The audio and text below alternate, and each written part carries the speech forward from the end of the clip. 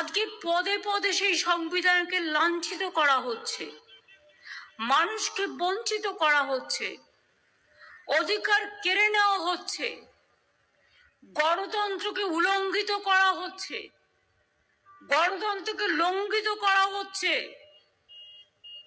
আজকে কি সুভাষচন্দ্র বসু বেঁচে থাকলেও তার নামটাও তাকে হিয়ারিং এ ডাকা হতো না? লজিস্টিক্যাল ডিসক্রিপেন্সি বলে তাকেও ডাকা হতো, কৈফিয়ত চাওয়া হতো আপনি ভারতীয় কিনা। চন্দ্রবাবুকে তো অলরেডি ডেকেছেন, 1,38,000 মানুষকে ডেকেছেন এবং তার আগে 58 লক্ষ বাদ দিয়েছেন একতরফা ভাবে। মোট সংখ্যাটা প্রায় 2 কোটি। মনে রাখবেন, 7 কোটি মানুষের মধ্যে যদি 2 কোটি বাদ চলে যায়, কত মানুষ অধিকার হারায়।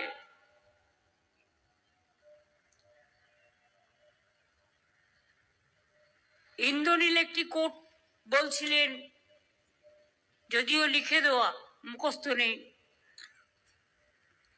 আইএনসিএ থেকে, বরণীয় তারা স্মরণীয় তারা। আমি নন্দিনীকে বলছিলাম, আমরা ছোটবেলায় পড়েছিলাম, ভুলভাল হতে পারে, মনে যদি থাকে, বরণীয় তারা স্মরণীয় তারা আজিও বাহির দ্বারে, আজি দুর্দিনে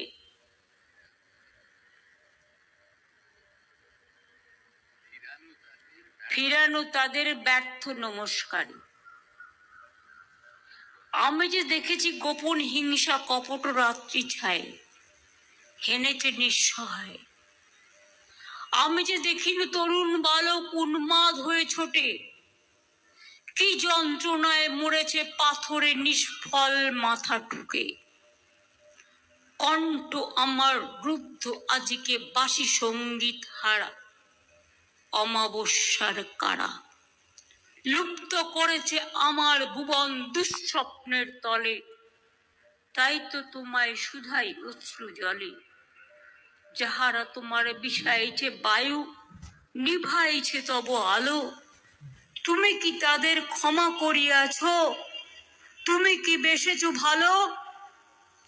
আজ আমি স্বাধীনতা সংগ্রামীদের সম্মান জানিয়ে বলি, হেমর তীর্থ পূর্ণ চিত্ত জাগরে ধীরে, এই ভারতের মহামানবের সাগর তীরে। কোথায় গেল তাদের সেই বাণী? কোথায় গেল ফাঁসির মঞ্চে যারা জীবন দিয়ে গেলেন? বাংলা সবচেয়ে বেশি দিয়েছে স্বাধীনতা আন্দোলন থেকে নবজাগরণ। একবার বিদায় দে মা, ঘুরে আসি, হাসি হাসি পড়ব ফাঁসি, দেখবে ভারতবাসী। মনে হয় নির্বাচনের সময় টেলিপম্পটারে দুটো বাংলা ওয়ার্ড লিখে নিয়ে এসে, কখনো বঙ্কিমদা, কখনো রবীন্দ্রনাথ ঠাকুর জন্মেছে শান্তিনিকেতনে, কখনো ইধার উধার জানি না, নানা রকম ভাবে বাংলাকে অসম্মান করা হয়। আজকে আপনাদের মনে একটু কাটা দিচ্ছে না? একবারও ছোটদের মনে হচ্ছে না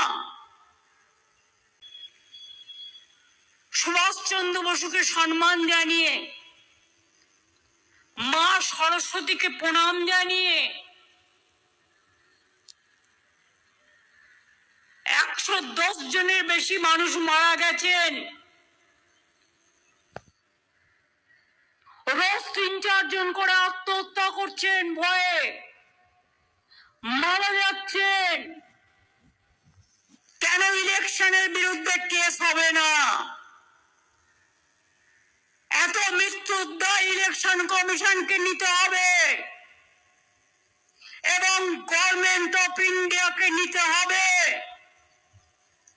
পার্টির নাম আমি নাইবা বললাম, এবং হসপিটালে আজও মৃত্যুর সাথে লড়াই করছে আরো 40-45 জন। এদের জীবন জীবন নয়। স্বাধীনতা দিয়ে দেশকে ফাঁসির মঞ্চে গান গেয়ে, নব সংস্কার দিয়ে আজ এতদিন পরে আমাদের প্রমাণ করতে হবে আমরা ভারতবর্ষের ভোটার কিনা। সিটিজেনশিপে একটা আলাদা আর ভোটার আলাদা, দুটোর মধ্যে পার্থক্য করে ফেলছে। আমি মমতা ব্যানার্জি ইংরেজিতে লিখি, বাংলায় আমি মমতা বন্দ্যোপাধ্যায় লিখি। তার জন্য কি প্রবলেম হলো? এইটুকু কালচার যাদের নেই, এইটুকু তফাৎ যারা জানে না, তাদের আজকের দিনে আমার ধিক্কার দেওয়া ছাড়া আর কিছু নেই।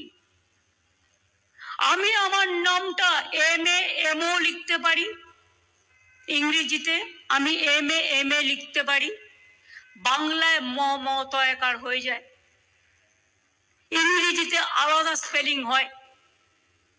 মিসম্যাপ। 1,38,000 কে নোটিশ দিয়ে দিয়েছে, 1 কোটি।